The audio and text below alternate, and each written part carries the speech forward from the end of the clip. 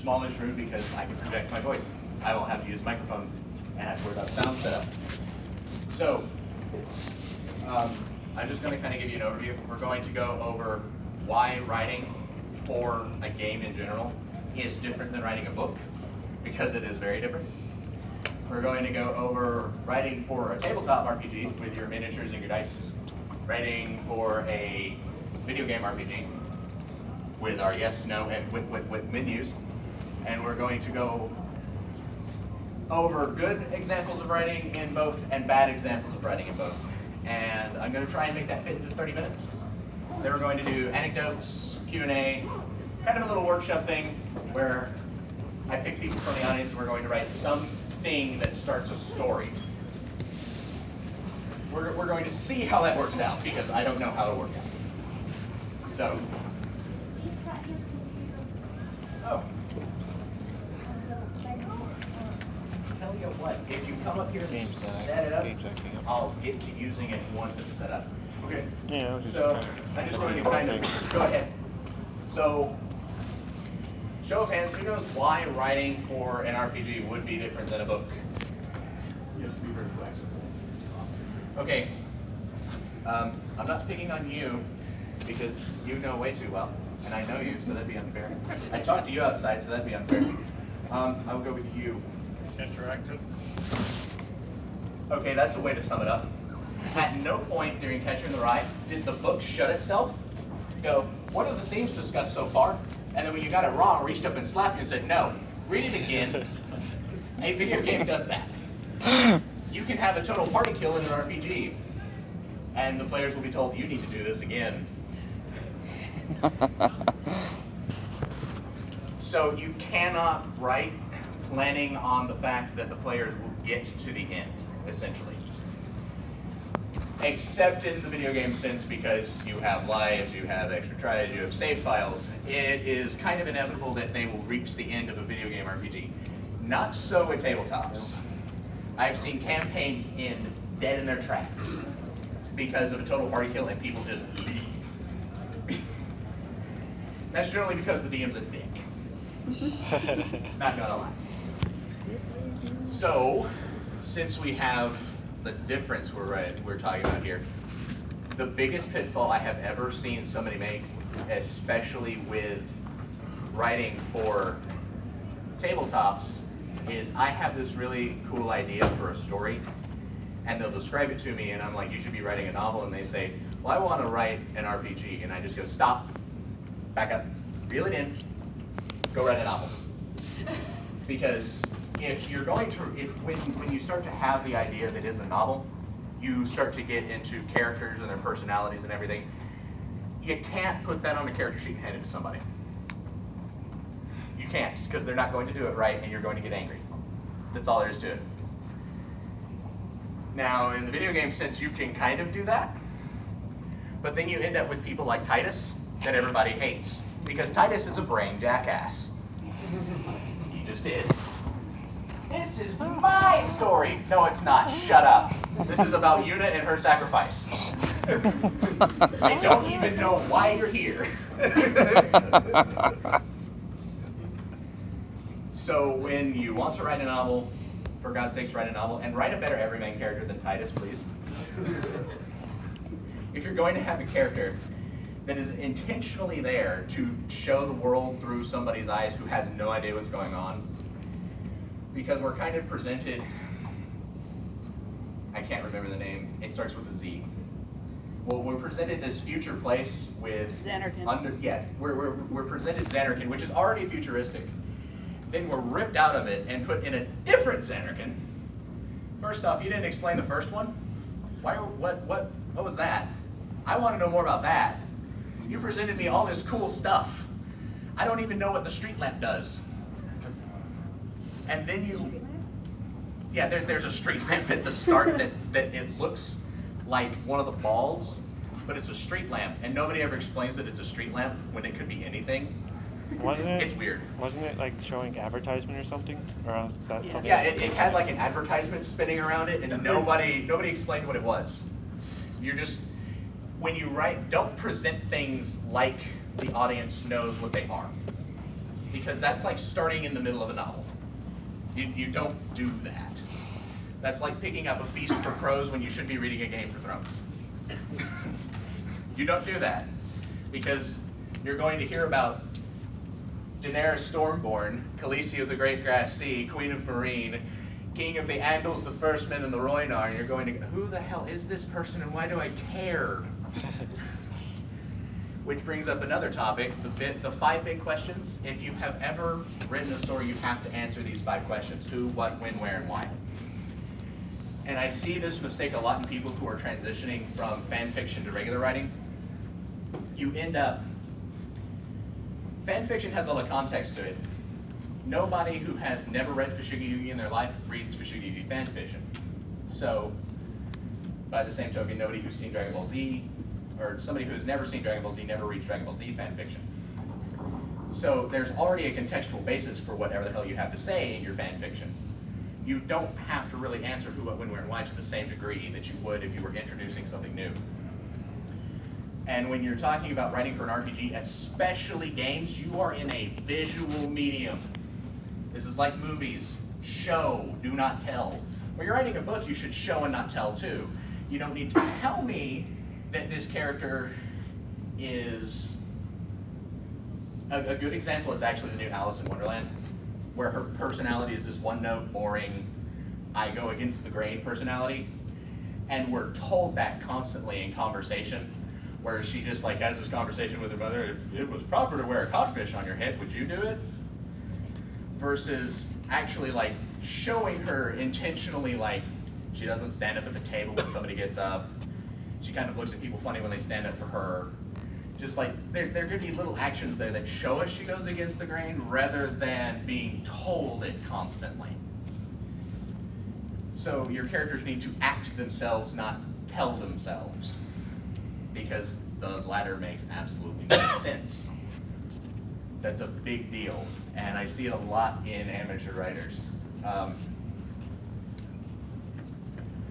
So, who, what, when, where, and why. Who are these people? You need to tell who it is. When you open up Chrono Trigger, for example, you can name your character. And Chrono is kind of an everyman. He is somebody who you see the game through, but Chrono Trigger has some unique elements later on. Generally speaking, Chrono is you. So you're presented a blank slate on purpose, and it's fairly straightforward that it's going to be a blank slate. So we're not really worried about who is that, but then you're presented with the princess, and she immediately starts to show her own character traits in what she does. She runs off, she gets interested in jewelry, she takes forever to look at the jewelry, and you're judged, by the way, on if you're patient for her or not. You're judged if you, because when you run into her in the first thing and her necklace flies off, if you go to get the necklace first, you will be judged on that later. It's a very interesting mechanic. So, who are these people? Very first, what are they doing? In Chrono Trigger, you're presented with a festival, just the first thing, just to kind of get you into how do I work this machine. Because Chrono Trigger was probably the first RPG for a lot of people. So what are they doing?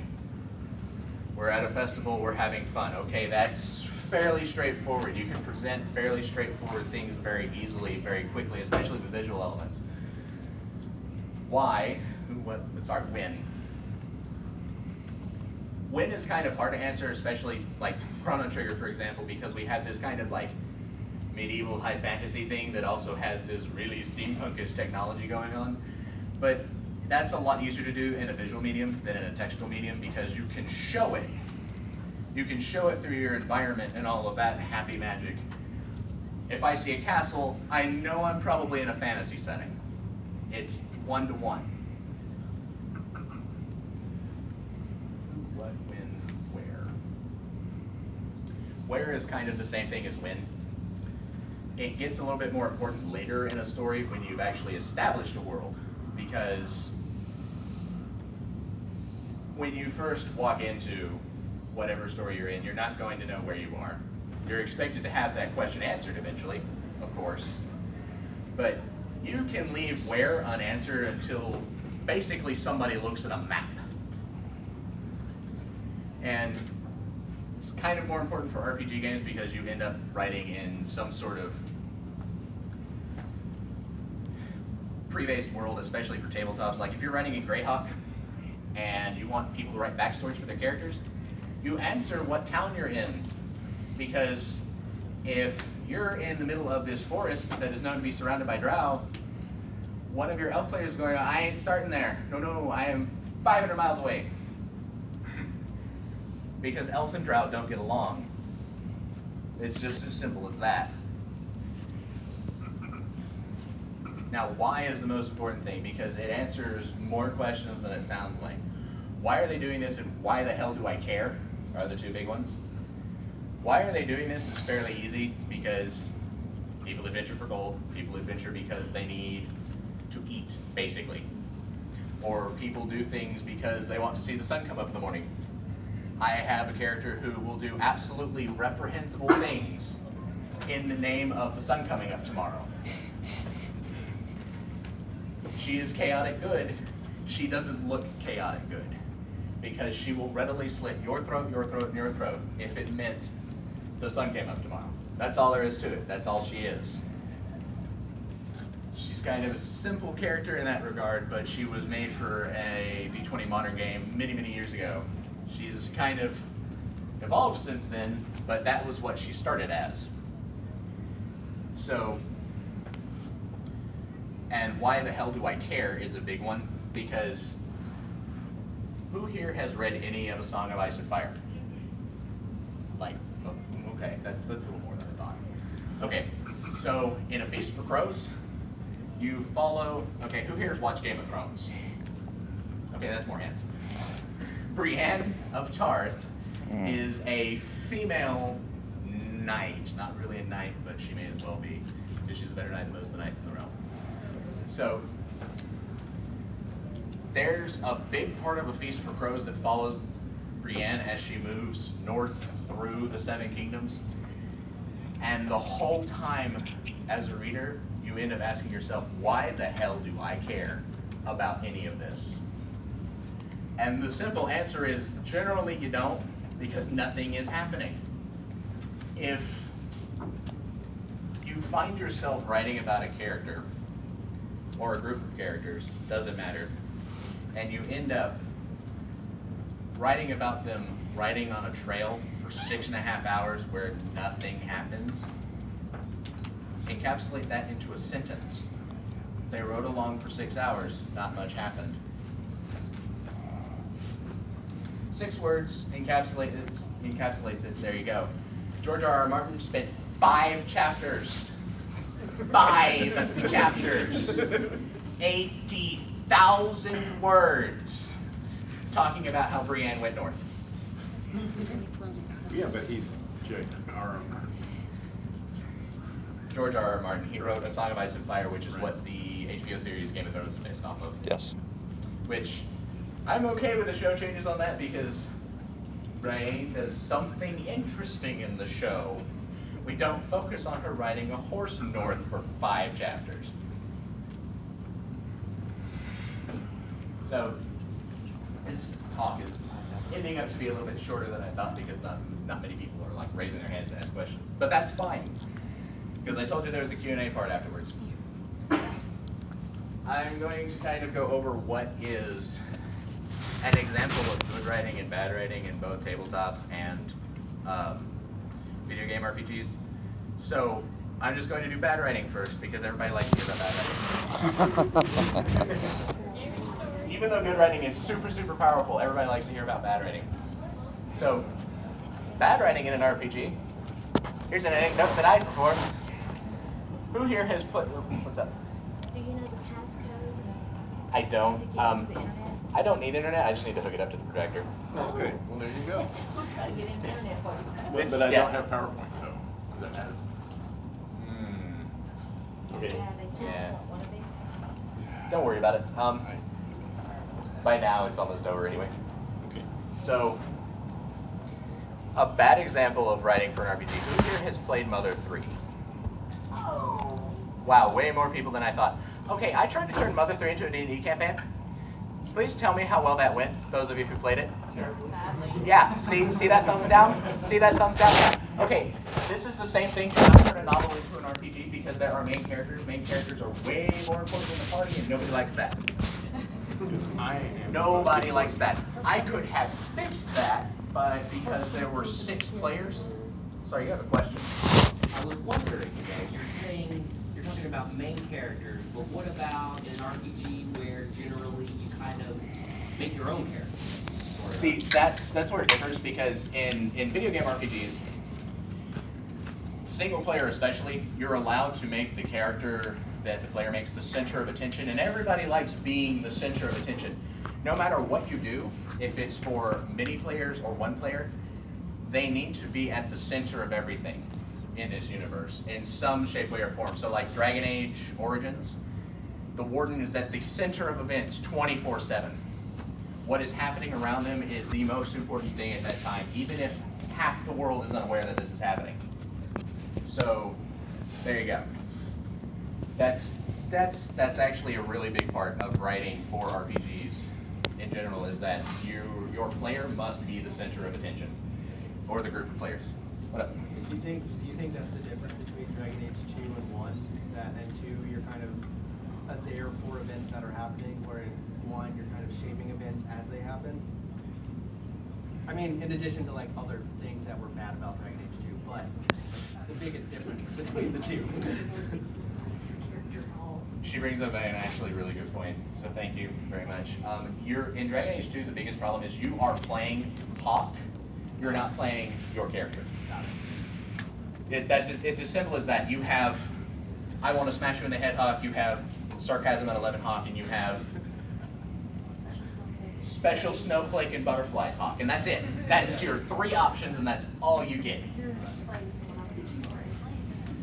And it's not fun to play somebody else's story. That's all there is to Dragon Age 2. Is because I mean it's a great story, but that's something you write in a book. And RPGs. Okay, who here has played To the Moon? Okay, like 4 people. To the Moon is kind of a visual novel that's told through RPG Maker, and I don't have a big problem with things like To the Moon being an RPG because 1, To the Moon was $5. 2, To the Moon took me 4 hours to complete.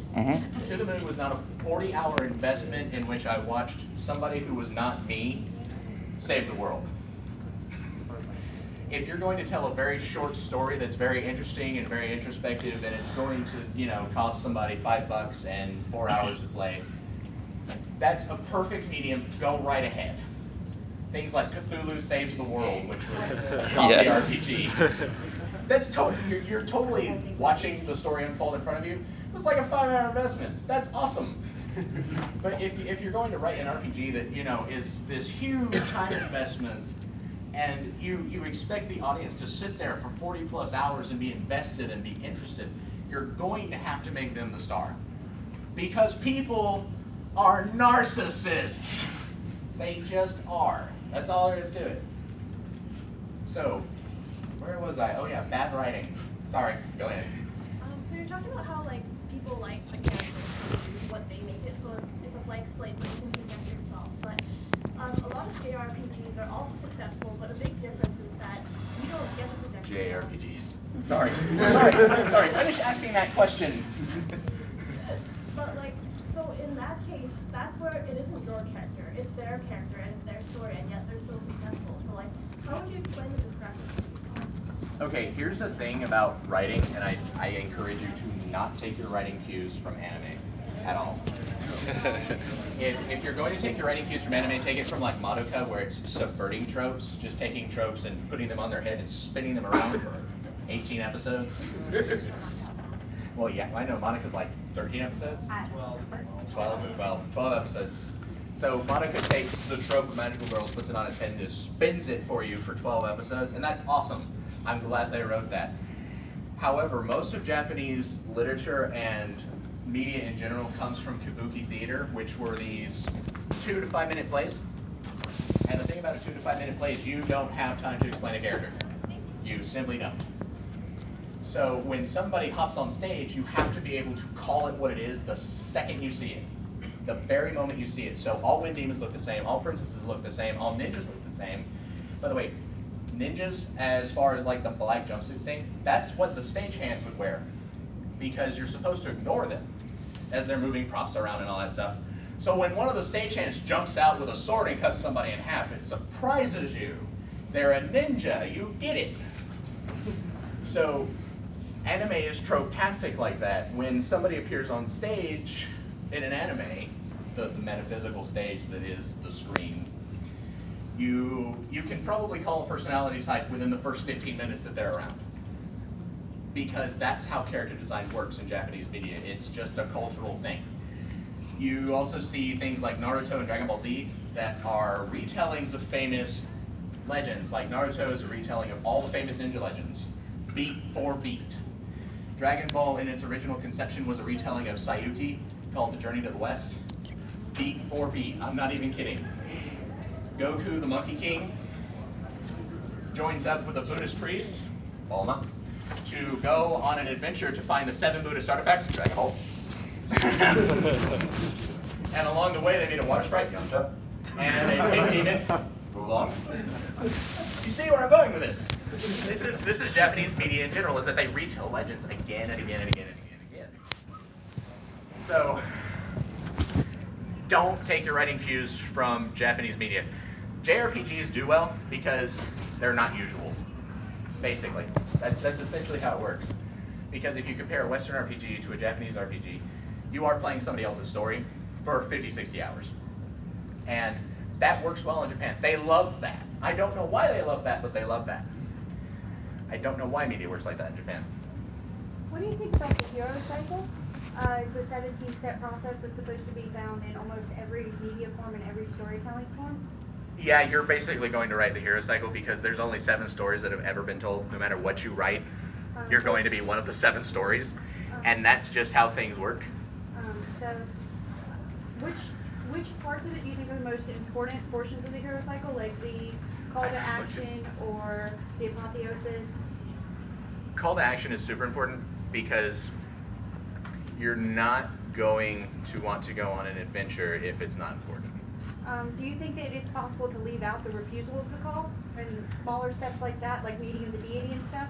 Yeah, you can leave out itty bitty steps like that, but like, because Ultima is a great example, especially Ultima 4, I think it is, where in Ultima 4 there is no big bad guy. You are called to be the Avatar, which is the what? Ultima 4 is I don't remember what it's called. It's like the Rise of the Avatar or something. But in Ultima 4, there's no big bad guy. You're called to be the Avatar, and what the Avatar is he's the paragon of goodness and charity and everything in the world. There's the 7 virtues, and you kind of need a Venn diagram to dissect it. But it invokes kind of this secular religion without bringing a deity into the equation, which is really interesting for anything. And the entire game is about bringing your status up in each of the 7 virtues, and it's fantastic. There's only one call to action. Please go be the Avatar because I need somebody to be the Avatar. And I need you to retrieve this mystical book from the Stygian Abyss, which that's kind of the final boss of the game because Ultima came out at a time where there was a dragon at the end of the tunnel or you didn't have a game. Is the ending satisfying? Yes. Does it follow the freedom to live portion? Like, yeah, at the end of the game, you go back home to Earth. Is his status elevated through the apotheosis or anything? Yeah, because every time he goes back to Caesarea, which is now called Britannia. Oh, that's the in-between worlds step where they can switch back and forth. Yeah, so he goes, every time you go back to Caesarea, everybody goes, "You're the Avatar. Come with us, we need you." Because you're the Avatar. You defeated Montaigne, you defeated Minax, you defeated Exodus, you became the Avatar. You destroyed the shards of Mondane's gem, and then at about 8 we forgot you did that somehow. I mean, I'm only the Christ figure in your religion and you don't recognize me, but that's okay, guys.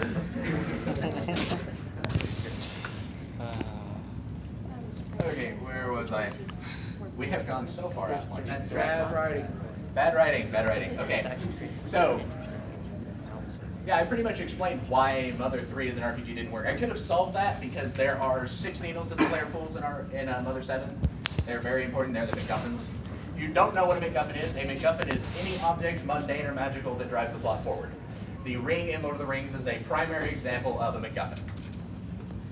So in Mother 3, there are 7 MacGuffins called the 7 Needles. The bad guys get 1.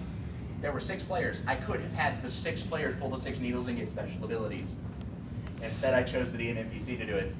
Wrong. What? You have a DM NPC. Wrong. Do not have a DM NPC. Your players are the stars, not you. They just are. That's end of story. What do you think about DM PCs? We have a DM currently. Sorry, that's actually what I'm going on about. DM PCs are wrong. Generally speaking, unless it's like you recognize that the party does not have a heavy melee, so you essentially send a mercenary along with him to be a heavy melee. He's a cardboard cutout. He doesn't have a lot of personality. He's never the hero. But he's there because they need a guy to stand there in plate armor with a shield and take a sword to the face. That's an okay way to do DM PCs, just because your group is kind of lacking. In general, you should play with 4 people, 1 melee, 1 DPR, 1 magic user, 1 support. That's just how you should do it. Dungeon Master's player character. So that's when the Dungeon Master's actually in the game? Yeah, that's like if I had started a game and I came to the table with all of my DM stuff and a character sheet, which if you can avoid doing that, please do. Your player should be the star, and just as a general DM tip, you are not there to beat the player. As a DM, you are there to present the world, present the player's options, present them things to do, and then you should challenge your players but not stomp their balls in. How accurate. Right. You should at certain plot beats when it becomes super important that they want to remember this event. They should feel like their balls are being stomped in, but they're not. Like, they should be on the very edge of wanting to flip the table over and then win. That you want them to feel like they overcame something in major plot beats. That's just it. Sorry, there you go. What if you have very, very chaotic players? And they Okay. want to kill every, like, major, Get new players. No, I'm not shitting you. Get new players. Seriously. If all your players want to do, in general, is piss on your game world, because they're going to do that by accident. Yeah. Just because you've given them a sandbox, and eventually they're going to make a poopy castle. That's all there is to it. They're either going to do it on purpose or by accident, and if they do it on purpose constantly, get new players. Because you just need to hand them the Munchkin card box and tell them to go have fun. Because they're not there to play D&D, they're there to power game. Power gaming is not what D&D is about. Yeah. They're playing the wrong game. That's like trying to power game while playing Vampire or Oh my goodness. Werewolf or Exalted. Oh my goodness. And I know you start as Power demigods in gamers. Exalted, but we're here to tell a story, not to swing our penises around. Werewolf and World of Darkness. Talking about blank slates, I have a couple of players who don't move past that point. How do I write for those characters? Right for the player. Write for the player. Or Right. the player's character as. And the also case is. encourage them to maybe be a little bit creative. Like, I mean, I it's had a hard to do from a non-writer's perspective because I can put my head in another person's head. It's what writers do. You come up with a general idea and then you try to make it more human as you go along, and that's just how writing works. And I can't explain that process and probably never will be able to. But trying to explain how to write a character to a non-writer is an interesting thing because you have to look at them and go, what makes you care about this person? Other than that they're you. Don't write you. Write somebody different. First, start off by switching their gender. Try to put them in the other gender's shoes for a while. And that can be hard because that can turn really sexist and mean really, really quickly. So be careful with that. But it's the easiest switch to make. So if you can add interesting game elements to your world, like women must have their face covered or weird things like that. So if you have male players who, you know, they play I want to kick down the door fighter, and it's cool that you have a female fighter that does that, but she's going to be bitched at constantly because the society expects her to follow the rules. And it's okay if she wants to break those rules, but she has to deal with the consequences of that. Like social ostracism and all that. Because there comes a point where if you don't follow the social rules, you get shunned. If I walked in here naked, y'all would walk out. I'm just saying. I'd still be here. I don't share. A lot of the, I was just going to add to that, a lot of the blank slate players are just walking in and just don't move beyond that point. They kind of want to walk in at themselves. And yeah, to give them that sort of give or give them that sort of switch on what they're trying to do, that's kind of what they expect, or what they kind of want that is for you to give them something to work with. Right. Because a lot of times they just won't bring out. The other thing you can do is generate them a character. Find a race that has a really, really interesting social hierarchy kind of thing. Like Illumians from the Splat book, Races of Destiny, are very political, I'm the best at everything, I will backstab you for a minor step up the ladder sort of race. They're fantastically interesting. Hand somebody an Illumian and watch how it plays out in the party, because you'll constantly have to remind them, remember, you have a social status to maintain. And Illumians do this thing where they will wear the fanciest clothes they can afford, adventuring. I'm sorry, Wow. can anybody tell me what happens when you wear a thick robe in a swamp? Bad things happen. Yes, they do. It depends. Are there undead creatures in the swamp? No, but I have not wanted to trip over a robe when there's crocodiles around, just saying. Yeah. When you were dealing with fellow players, what advice do you have for maybe English? I can speak English. What advice do you have for maybe getting them to stop thinking they're the goddamn special snowflakes and that they get all the best stuff? And Okay, hang on. Let me talk about Mary Sue's Special Stars and Wish Fulfillment. yeah. Mary Sue. Let's define a Mary Sue really quick. What is a Mary Sue? A Mary Sue is somebody who has the answer to every question all the time with no time to think about it. Batman is almost a Mary Sue. However, Batman spends the entire comic struggling before he gets the answer, so he avoids being a Mary Sue. Batman always wins because he's the hero. Your heroes will always win because they're heroes. That's just all there is to it. They're heroes. They win in the end, hopefully. We hope. If you're playing like super hardcore, let's go to Castle Ravenholm, which for those